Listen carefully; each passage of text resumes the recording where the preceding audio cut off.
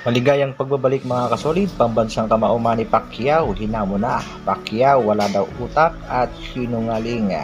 Pacman na pumalag sa revelasyon ni Casimiro. Para sa ating unang mga balita, matapos nga kumpirmahin ni Mr. Chavit Singson ang pagpirma nitong si Suarez sa top rank promotion, ay kaagad naman binigyan ng laban ni CEO top rank promotion Bob Arum itong si Charlie Suarez. Sa katunayan ay may laban ang ating pangbatong si Charlie Suarez ngayong August 26 kontra nga dito kay Johanna Vasquez na may kartadang 25 wins, 3 losses. Isa ring mabigat na laban para sa ating pangbato pero kayang-kaya yan ng ating kababayan dahil tinalo nga niya ang undefeated Australian boxer na si Fleming via technical knockout. Sa kasalukuyan ay siya palang ang Pinoy na hawak ng top rank promotion under Lolo Bob Arum matapos nga iwanan itong si Bob Arum ng mga Pinoy tulad nitong si pambansang kamao Manny Pacquiao na naging parte ng top rank promotion sa matagal na panahon. Ito rin si Nonito de Filipino Plus Donaire Jr. at maging itong si Jerwin Pretty Boy Antahas. Kaya good luck sa laban ng ating pangbatong si Charlie Suarez. Sa kabilang balita naman mga kasolid, pambansang kamao Manny Pacquiao sinabihang walang utak at sinungaling matapos niyang sabihin itong si Manny Pacquiao na muli siyang lalaban sa real boxing at pagkatapos ng laban niya kontra Buakaw sa isang tuna fight at matulog nga dyan ang posibleng ito daw si Crawford ang makakalaban ng ating pambansang kamao na si Manny Pacquiao. Marami naman ang hindi sang-ayon at napakadelikado daw kalaban itong si Crawford, baka nga daw hospital at basira na ng tuluyan ang karera ng ating pambansang kamao. Maging si Bob Arum ay naniniwalang hindi kakayanin ni Manny Pacquiao ang nasa prime na si Bud Crawford. Tiwala naman itong kampo ni Manny Pacquiao na kaya pang makipagsabayan ng ating pambansang kamao sa kasulukuyang mga nasa prime katulad nga nitong number 1 pound for pound na si Terence Bud Crawford. Kaagad namang nag-call out itong si Crawford para sa laban dito kay Manny Pacquiao at sinabi nga nitong si Crawford na wala daw utak itong si Pacquiao bagamat ito'y kanyang idolo.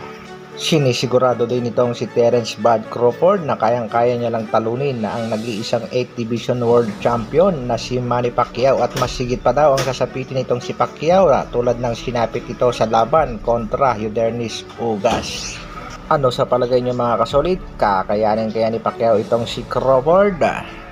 Sa kabilang dako naman mga kasolid, sa revelasyon nga nitong si Jason Casimiro patungkol sa edad nitong si General Casimiro nang pumasok sa professional boxing. Hindi ko alam kay Naoya Inoue. Hinihintay lang ni Naoya Inoue na tumanda si Tata. Hindi niya alam na mas matanda pa siya. Mind games nga nitong si Kuya Lods, nagpatanda daw itong si Cuadro Alas General Casimiro dahil sa sinabi nga yan ni Kuya Lods Jason Casimiro ay pumalag itong si Manny Pacquiao at sinabi nga nitong si pambansang kamao na 16 years old din daw siya nang pumasok sa professional boxing at nagsinungaling daw siya sa GAB. Ayaw talaga magpahuli at magpatalo ng ating pambansang kamao na si Manny Pacquiao. Sa latest update naman sa ating pangbatong si Cuadro Alas General Casimiro, kasulukuyang puspusa na nga ang pag-iensayo ng ating pangbato at sinisigurado ang panalo. Prior nga yan sa pinag-uusapang laban na kontra Japanese Monster.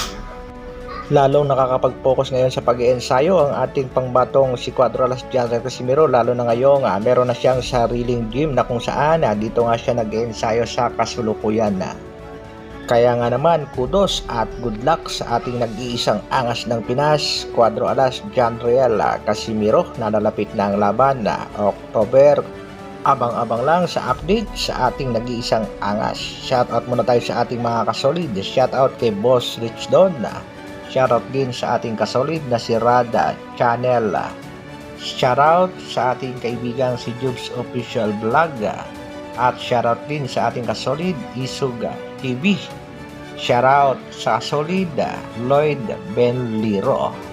At syempre, Mega shoutout kay Boss Bada Aratiles Boxing. Good luck sa laban ng ating pangbatong si Vincent Acero Astro Labio. Hanggang dito na lang muna mga kasolid. Isang like naman dyan. Maraming salamat sa patuloy na pagsuporta at panonood. Mabuhay, Dr. Alvin Vlogs. Brrrr.